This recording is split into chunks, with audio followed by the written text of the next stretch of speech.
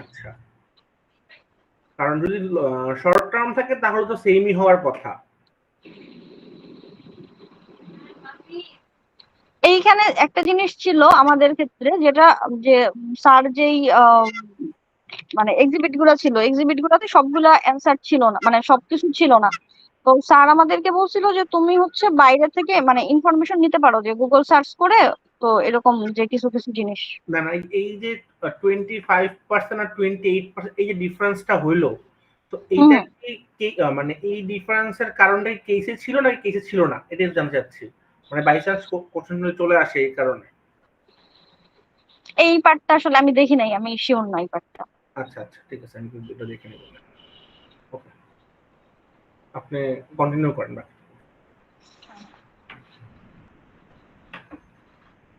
একটা মিনিট, এই লুল, তুমি কি রেকর্ড করতেছো? ওকে ওকে, ফাইন।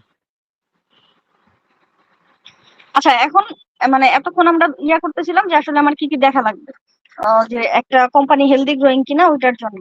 এখন রিগলির ক্ষেত্রে যেটা ছিল, যে গ্রস প্রফিট অন্যদের থেকে বেটার ছিল। ইভেন ইন্ডাস্ট্রিতে ছিল 41%, বাট রিগলির ক্ষেত্রে গ্রস প্রফিট ছিল 58.96%। দেন অপারেটিং মার্জিনও কম, মানে ইন্ডাস্ট্রি অ্যাভারেজ ছিল 15%, যেটা রিগলির ক্ষেত্রে ছিল 21%। তো সবকিছুর ক্ষেত্রেই আমরা দেখতে পারতেছি যে রিগলি বেটার পজিশনে আছে।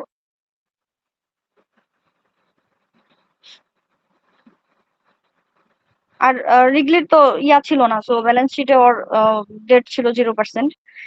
দেন কারেন্ট রেশিও ছিল 2.75%। আর কি বলে এটারে, ক্যাশ কভারেজ রেশিও হচ্ছে 63%। যে সবই দেখাইতেছে রিগলির ক্ষেত্রে আসলে ওদের স্ট্রং লিকুইডিটি আছে।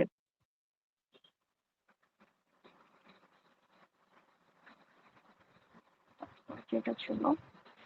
তারপর এখানে ছিল হচ্ছে পি রেশিও হচ্ছে 42.9x। তার মানে হচ্ছে এইটা ইনভেস্টর যারা ছিল ওদের একটা এক্সপেকটেশন, মানে এক্সপেকটেশনটা হাই ছিল যে এর ফিউচার গ্রোথ অনেক ভালো। এই সবগুলো যে সিএজিআর, তারপর ডিভিডেন্ড পে, সবগুলো ইন্ডিকেট করতেছে যে, মানে আমরা সবগুলা যেইগুলা মেজার আছে সবগুলোর বেসিসেই আমি যা দেখতেছি যে এটার ক্ষেত্রে আসলে রিগলির ক্ষেত্রে বেটার বলতেছে। সো হ্যাঁ, রিগলি একটা গ্রোয়িং কোম্পানি ছিল, হেলদি গ্রোয়িং কোম্পানি ছিল।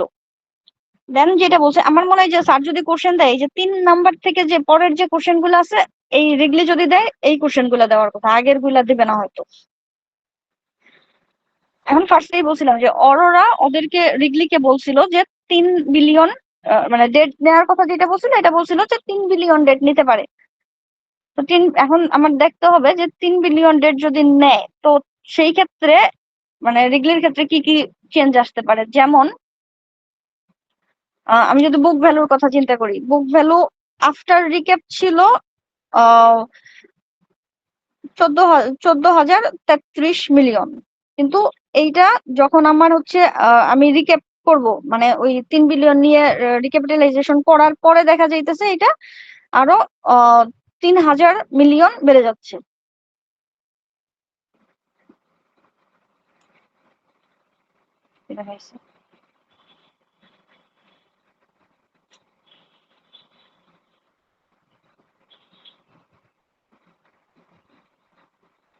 আচ্ছা, মার্কেট ভ্যালুর ক্ষেত্রেও সেম, যে যখন আমি নিব এটা আসলে চেঞ্জ তো হবেই। তো আচ্ছা, এইটা কোনটা?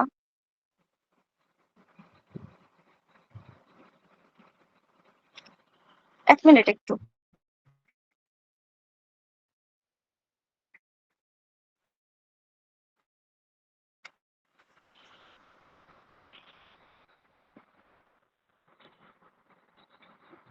আমি একটু চেক করি এটা কি আসলে ছিল নাকি। মানে আমার মনে হচ্ছে যে এটা ভার্সন 7টা না।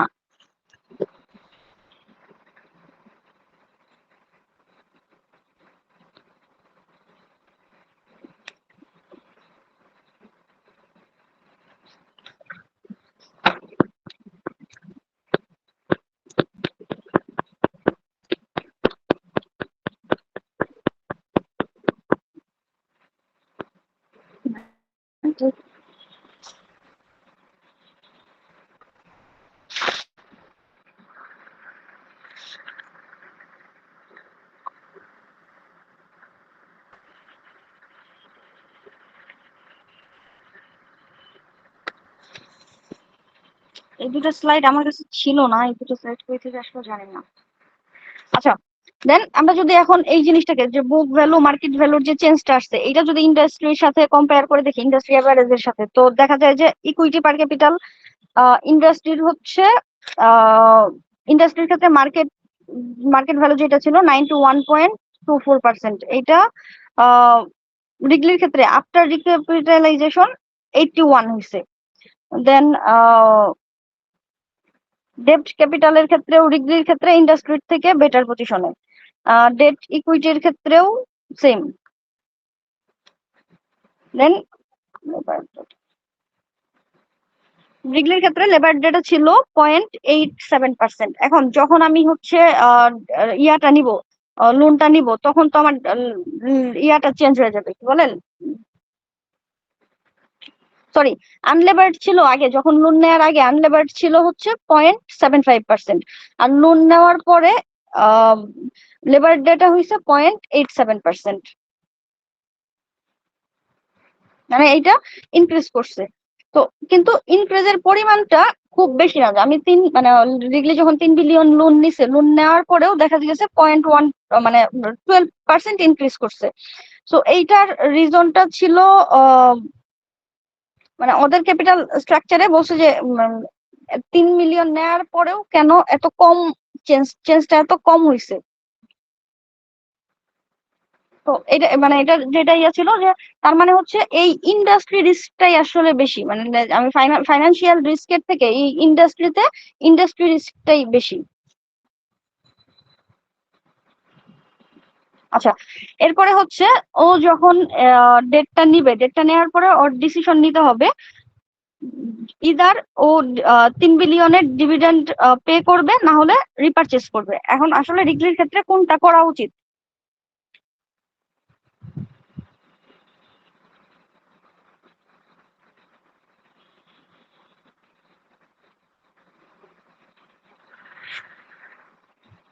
আচ্ছা, এখানে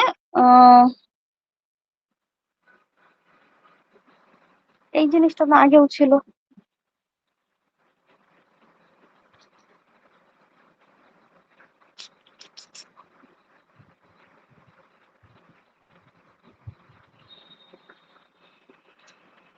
আচ্ছা, এখানে দেখাইছে যে ডিভিডেন্ড পে আউটের ক্ষেত্রে কি হবে, মানে আমি যখন হচ্ছে ওই বুক ভ্যালু মার্কেট ভ্যালুর চেঞ্জটার সাথে ডিভিডেন্ড পে আউট অপশনটা অ্যাড করছে এখানে। তো ডিভিডেন্ড পে আউট করার পরে ফলে দেখা গেছে যে আমার যেহেতু আমি ডিভিডেন্ড দিব, তাহলে আমার শেয়ারের ক্ষেত্রে মানে আমার যে টোটাল শেয়ার, এটার তো কোনো চেঞ্জ হইতেছে না। সো হচ্ছে আমার ইয়াটা সেমই থাকতেছে, টোটাল ক্যাপিটালটা। আর একটা জিনিস ছিল হচ্ছে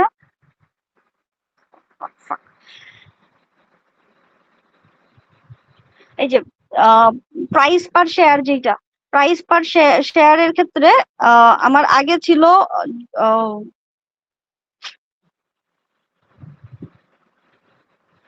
এক মিনিট।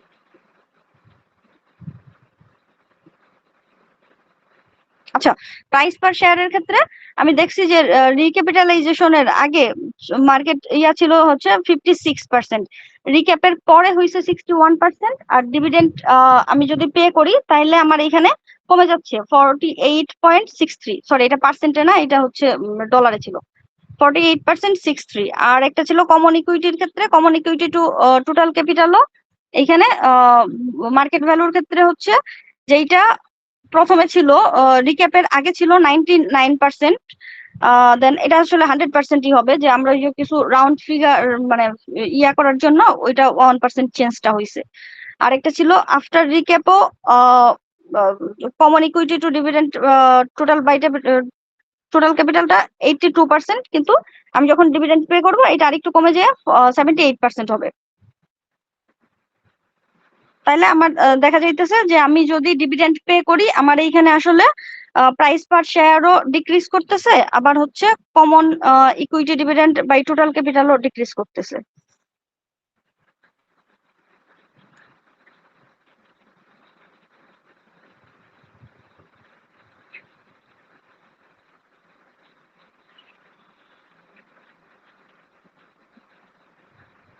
আচ্ছা, এখন হচ্ছে আমি যদি ডিভিডেন্ড পে না করে আমি রিপারচেস করি, রিপারচেস করলে আমার ক্ষেত্রে এটা কি হবে, রিপারচেস যখন করব তখন আমার শেয়ার মানে টোটাল শেয়ারটা কমে যাবে। টোটাল শেয়ার কমে গেলে যেটা হবে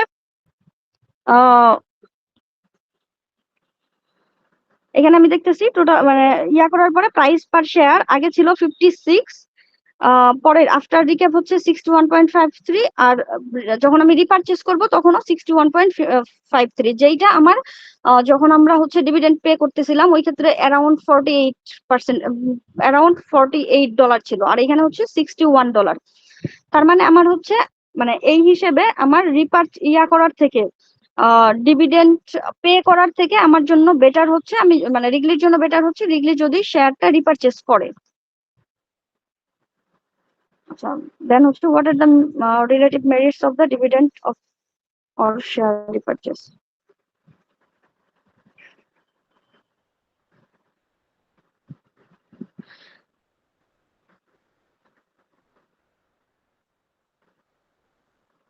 আচ্ছা, এখন এটা হচ্ছে আমার রিক্যাপের আগে সিচুয়েশনটা কি ছিল, আর হচ্ছে আমি রিক্যাপ নিলাম এন্ড আমি ডিভিডেন্ড পে করতেছি, এই ক্ষেত্রে আমার সিচুয়েশনটা কি হইতেছে। যে আমি দেখতেছিলাম যে মার্কেট সরি এটা এখানে দুইটাই দেখানো হয়েছে, আফটার রিক্যাপের পরে ওই যে এতক্ষণ যেটা ছিল ওইটা আসলে কম্বাইন্ডলি দেখানো হয়েছে যে আমি যদি ডিভিডেন্ড পে করি সেই ক্ষেত্রে কি চেঞ্জটা আসতেছে, আর যদি আমি শেয়ার রিপারচেস করি সেই ক্ষেত্রে আমার চেঞ্জটা কি আসতেছে। তো মার্কেট ভ্যালুর ক্ষেত্রে তো দেখলামই আমরা যে ওটা ছিল ইয়ারটা অনেক কমে যাইতেছে, মানে ডিভিডেন্ড পে করলে পার শেয়ারের প্রাইসটা অনেক কমে যাইতেছে, যেটা যখন আমি রিপারচেস করব তখন এইটা আসলে ইনক্রিজ করতেছে। দেন আর্নিং পার শেয়ারও হচ্ছে ডিভিডেন্ড পে করার থেকে আর্নিং পার শেয়ারের রিপারচেস করার ক্ষেত্রে আমার আর্নিং পার শেয়ারটা বেশি হইতেছে, কিন্তু এখানে আবার পি রেশিও একটু কমে যাইতেছে। কিন্তু ওনারশিপ যেটা ছিল সরি ভোটিং পাওয়ার যেটা ছিল রিগলির ক্ষেত্রে আমরা দেখতেছি যে ও যদি ডিভিডেন্ড পে করে তাহলে ওর মানে কোনো যেহেতু শেয়ারের কোনো শেয়ার আউটস্ট্যান্ডিং এ কোনো চেঞ্জ হয় নাই, তার মানে ডিভিডেন্ড পে যদি করে তাহলে ওর ক্ষেত্রে ভোটিং পাওয়ার সেমই থাকবে, কোনো চেঞ্জ হবে না। কিন্তু যদি শেয়ার রিপারচেস করে সেই ক্ষেত্রে রিগলির আবার ভোটিং পাওয়ারটা বেড়ে যাইতেছে। তাহলে এখন আমাদের আসলে কি করা উচিত, শেয়ার রিপারচেস করা উচিত নাকি ডিভিডেন্ড পে করা উচিত? তো সবগুলা যদি আমি ইয়া করি যে আমার মনে হয় যে মানে আমাদের জন্য বেটার হচ্ছে যদি শেয়ার রিপারচেস করি ডিভিডেন্ড পে করার থেকে। আচ্ছা, এখানে ছিল একটা যে ওই ক্ষেত্রে ট্যাক্স শেলটা আসলে কত হয়। তো যদি 3 বিলিয়ন লোন নেয় তাহলে দেখা যাইতেছে রিগলির ট্যাক্স শেলটা হবে 1.2 বিলিয়ন।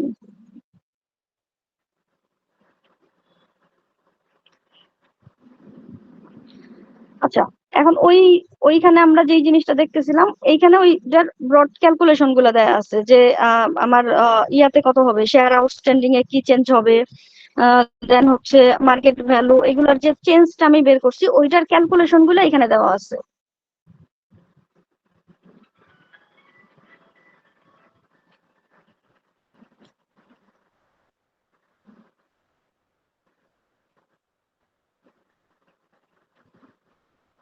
আচ্ছা, ওই ক্ষেত্রে আমরা দেখতেছিলাম যে ডিভিডেন্ড যদি আমি পে করি যেরকম আমার আর্নিং পার শেয়ারটা 64.7% কমে যাইতেছে, কিন্তু যখন আমি রিপারচেস করব তখন এটা হচ্ছে 5.51% ডিক্রিজ করতেছে। তো মানে এগুলো আসলে সবগুলো ক্যালকুলেট করে প্রত্যেকটার জন্য কোনটা বেটার ওইটা ইয়া করে দেওয়া আছে, যে নিচে দেওয়া আছে আসলে এই ক্ষেত্রে আমার জন্য কোনটা বেটার, ডিভিডেন্ড পে আউট করা নাকি রিপারচেস করা।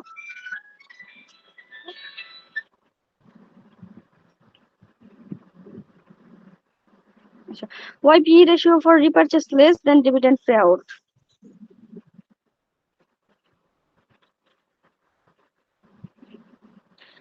কারণ হচ্ছে আমরা যখন শেয়ার রিপারচেস করব তখন শেয়ার আমার যে টোটাল শেয়ারটা কমে যাইতেছে, সো আমার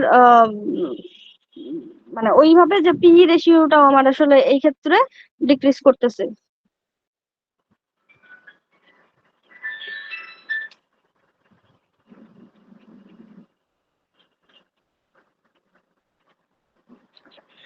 এখানে দেখানো হচ্ছে যে যখন আমি ডিভিডেন্ড পে করব আর শেয়ার রিপারচেজ করব, তো মানে প্রত্যেকটা যারা স্টেক হোল্ডার এদের জন্য কি ইয়া ছিল যে শেয়ার হোল্ডারদের জন্য দেখা গেছে শেয়ার প্রাইসটা ডিভিডেন্ড পে আউটে ড্রপ করতেছে, কিন্তু যখন শেয়ার রিপারচেজ করতেছে তখন আবার বেড়ে যাইতেছে। ইপিএস টা ফল করতেছে ডিভিডেন্ড পে আউটের জন্য 64.7% ফল করতেছে, কিন্তু যখন শেয়ার রিপারচেজ করবে তখন আসলে 55.1% ফল করতেছে। মানে আরেকটা যে ছিল ট্যাক্সেশনের, যেটা যে এখানে হচ্ছে হায়ার ট্যাক্স দিতে হয়, আবার এখানে হচ্ছে আমার একটা ট্যাক্সের একটা বেনিফিট পাইতেছে। আবার রিগলি ফ্যামিলির জন্য যেটা আমরা একটু আগে দেখতেছিলাম যে যখন ও ডিভিডেন্ড পে করবে তখন ওর আসলে কন্ট্রোলে কোনো চেঞ্জ আসতেছে না, যেটা ছিল ওইটাই থাকতেছে, কিন্তু যখন ও শেয়ার রিপারচেজ করতেছে এইটা আবার বেড়ে যাইতেছে। তারপরে ক্যাশ ফ্লো হচ্ছে আহ মানে কমতেছে, ক্যাশ ফ্লোটা কমতেছে, কিন্তু এটা হচ্ছে আসলে লং টার্মের জন্য না। তো মানে যারা হচ্ছে ফিউচারের কথা চিন্তা করে করে এদের জন্য বেটার। মানে যদি কেউ চিন্তা করে যে আমার স্যার একটা বলতেছিল যে কিছু থাকে যে যারা পেনশন বা এরকম থাকে যে ওর ইনকামটা মানে ওর এখান থেকে ডিভিডেন্ডটা নেওয়া লাগবে, সো ওই ক্ষেত্রে হয়তো এটা ভ্যালু ক্রিয়েট নাও করতে পারে, কিন্তু যদি ফিউচারের জন্য লং টার্মের জন্য দেয় তো ওইটা ইয়াটা ভালো, শেয়ার রিপারচেজটা বেটার। আর হচ্ছে মার্কেট সিগন্যাল দিতেছে যে হচ্ছে যখন ডিভিডেন্ড পে আউট করবে তখন ক্যাশ ফ্লোটা স্টেবল থাকতেছে, কিন্তু যখন রিপারচেজ করতেছে তখন আন্ডার ভ্যালুয়েশন হইতেছে।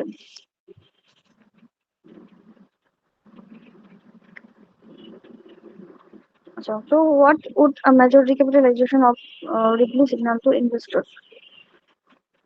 আচ্ছা, এখন রিগলির যেটা ছিল যে স্টক, আচ্ছা S&P 500 ছিল একটা হচ্ছে কি বলে ইন্ডেক্স, যে ওরা ইউএস এর 500 মানে টপ 500 যেই কোম্পানিগুলো আছে ওইটারে নিয়ে একটা যে একটা মানে ওইগুলার বেসিসে একটা বেঞ্চমার্ক ঠিক করে। তো এখানে ওই হিসেবে দেখা যাইতেছে রিগলির আগে স্ট্রং ছিল, কিন্তু যদি মানে স্টক আউট পারফর্ম করছে সো স্ট্রং ছিল, কিন্তু যদি এরা রিক্যাপিটালাইজেশনে যায় তো ওইটা ওদের জন্য আসলে বেটারই হবে।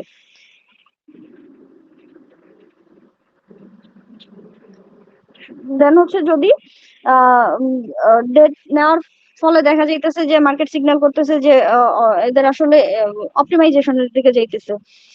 সো তারপর এই জিনিসগুলো না আসলে সবগুলাই হচ্ছে আগে করা হয়েছে, কিন্তু স্যারের যেটা প্রবলেম যে স্যার যে মানে আমাদের ক্ষেত্রে যেটা বলছে যে যখন একটা কোশ্চেনের ক্ষেত্রে যেই যেই টার্ম গুলো আসবে ওইগুলা মানে আগে থাকলেও পরেও আবার দেখাইতে বলছে।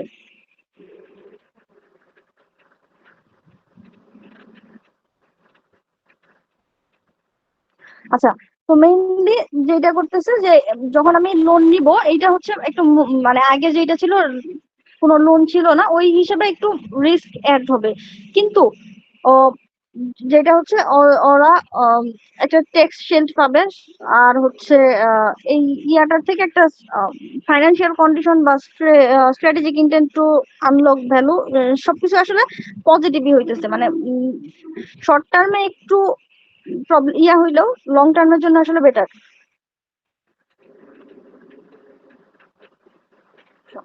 বুক value and market value change, তো এটা তো চেঞ্জ হবেই।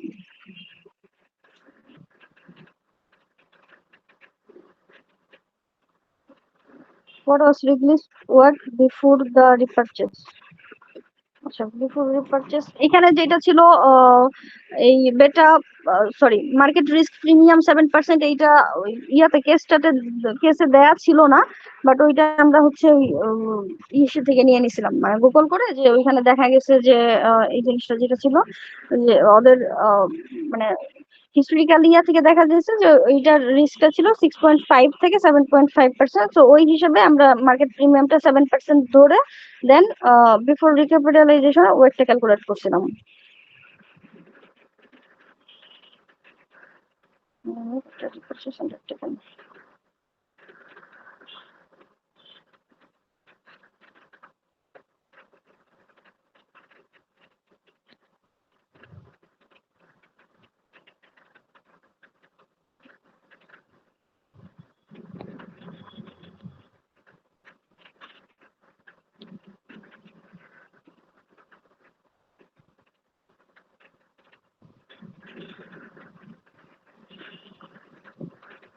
আচ্ছা, এখানে একটা জিনিস ছিল credit rating.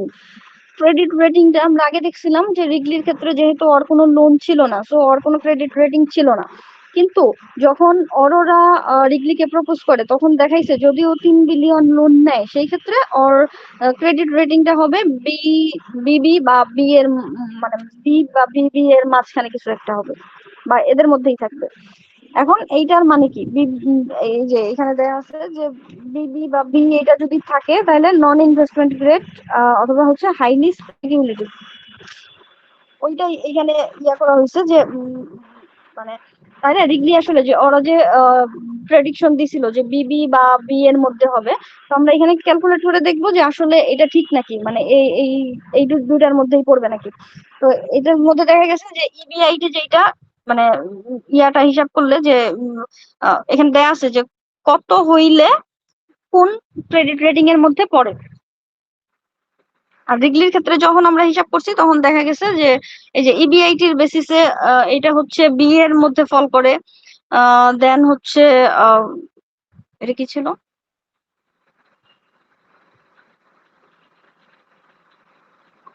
Operating two total ডেপ্টের মধ্যেও দেখা গেছে যে বি এর মধ্যে ফল করে। তো এই সবগুলোর মধ্যে করার পরে আমরা দেখতে পাচ্ছি যে এটা আসলে বি হবে, মানে ক্রেডিট রেটিংটা তারা যে এস্টিমেট করছিল বিবি বা বি এর মধ্যে কিছু একটা হবে, এটা আসলে মানে ঠিক ছিল যে বি এর মধ্যে পড়ে।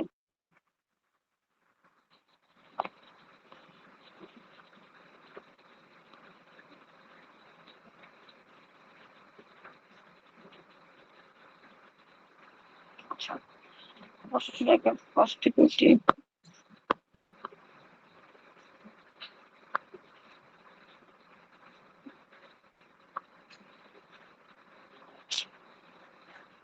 আমার কাছে না এই স্লাইডটা ছিল না, আমি মনে হয় 6টা দেখে করতেছিলাম।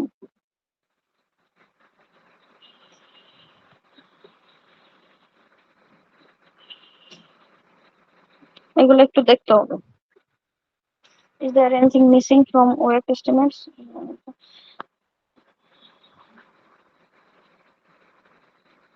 আচ্ছা, ওয়েক এস্টিমেটস এর ক্ষেত্রে যেটা যে ওয়েক যখন আমরা ক্যালকুলেট করি এইটা মানে ওয়েকটা যে ব্যাংক্রাপসি রেট আছে এটা ইগনোর করে, দেন হচ্ছে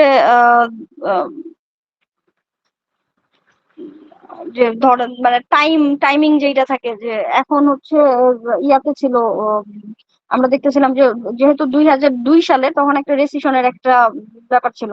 তো তো এই ক্ষেত্রে এই জিনিসগুলো যেহেতু চেঞ্জ হয় টাইমের সাথে সাথে, ওয়েক এইটা করতে পারে না, মানে রিলেট করে না।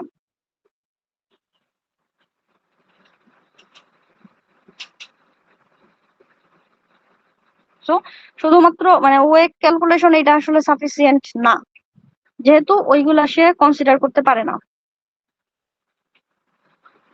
Earning per share of issuing 3 billion valuation proceeding to the shares.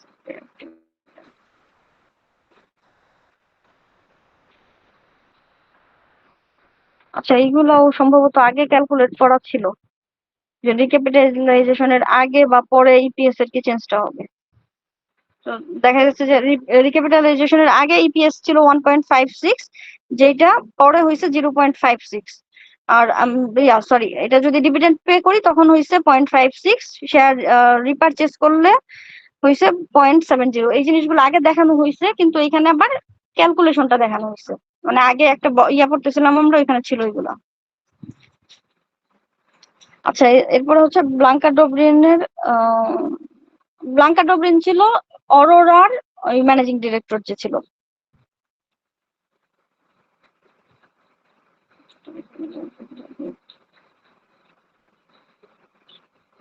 আচ্ছা, এই জিনিসটা হ্যাঁ, কারণ আমরা দেখছি যে রিগলির যে ইয়াটা ছিল মানে এর যখন ও যদি ডেটটা নেয় তাহলে ওর মানে ক্যাপাসিটিটা ইনক্রিজ করে, যে আগে অপটিমাইজড ছিল না এই জিনিসটা। তারপর এখন ব্যাংক লোনের ক্ষেত্রে এখন যেটা যে লোন রেটও কম আছে, তো এই জিনিসটাও মানে পজিটিভ সাইন দিতেছে যে আসলে হ্যাঁ এইদিকে যাওয়া উচিত। তারপর ট্যাক্স শিল্ড, কিন্তু নেগেটিভ যেটা ছিল সেটা হচ্ছে ক্রেডিট রেটিং বি তে পড়তেছে। আবার যদি আমরা ইপিএস আর এগুলোও চিন্তা করি, যে ইপিএস ডিক্লাইন, মানে ইপিএস আর দুইটাই ডিক্লাইন করতেছে, কিন্তু রিগলির ফ্যামিলির যে ওদের কন্ট্রোলটা বেড়ে যাইতেছে। তো এই ক্ষেত্রে দেখা যায় যে যদিও এইটা শর্ট টার্মের জন্য ইপিএস ও আর কমতেছে, মানে এই হিসাবেও যদি আমি চিন্তা করি শেয়ার হোল্ডার যে ম্যাট্রিক গুলা, এই হিসাবেও যদি আমি চিন্তা করি শর্ট টার্মের জন্য এগুলা কমতেছে, বাট লং টার্মের জন্য এটা বেটার। আর রিগলি ফ্যামিলি যে ওরাও এই জিনিসটাতে এগ্রি করবে, কারণ এদেরও হচ্ছে দেখা যাইতেছে 15 সামথিং, মানে অ্যারাউন্ড 51% মতো ইয়া হইতেছিল, ভোটিং পাওয়ার, কন্ট্রোলিং পাওয়ার বেড়ে যাইতেছিল, যেটা আগে 46% ছিল।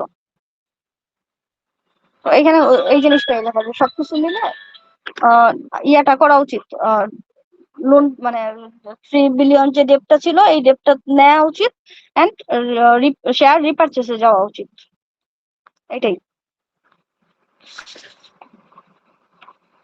আর কারো কোনো কোশ্চেন আছে?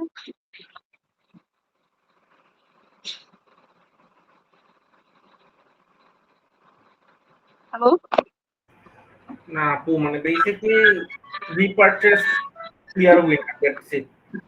রিগলি থেকে আসলে একটা জিনিস লিখে দিয়ে আসবো। বুঝি নাই।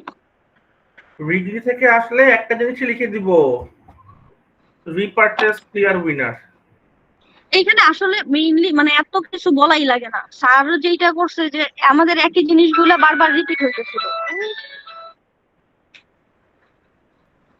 যে মানে তোমার ধরো যে আমি আগে একটা জিনিস বলে দিছি, ওইটার আবার পরের কোশ্চেনে যায় দেখা যাইতেছে এটার ক্যালকুলেশন, মানে আমরা যেটা আগে করছিলাম স্যার ওইটা রাখে নাই, কারণ স্যার আমাদের 10টা কোশ্চেন দিছে এন্ড স্যার বলছে ওই সিরিয়ালেই যাওয়া লাগবে। ওই সিরিয়ালে যদি যাওয়া মানে যাই, তাহলে দেখা যাইতেছে আমার স্লাইড বেড়ে যাইতেছে, আবার সেম জিনিসগুলো রিপিট হইতেছে।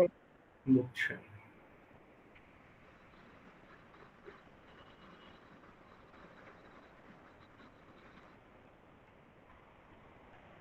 তাহলে আজকের মতো মনে হয় ডান, আই গেস। রুল বাকি সব কালকে করবো আমি। মনে করো 3টা তো শেষ, বাকি আছে 4টা।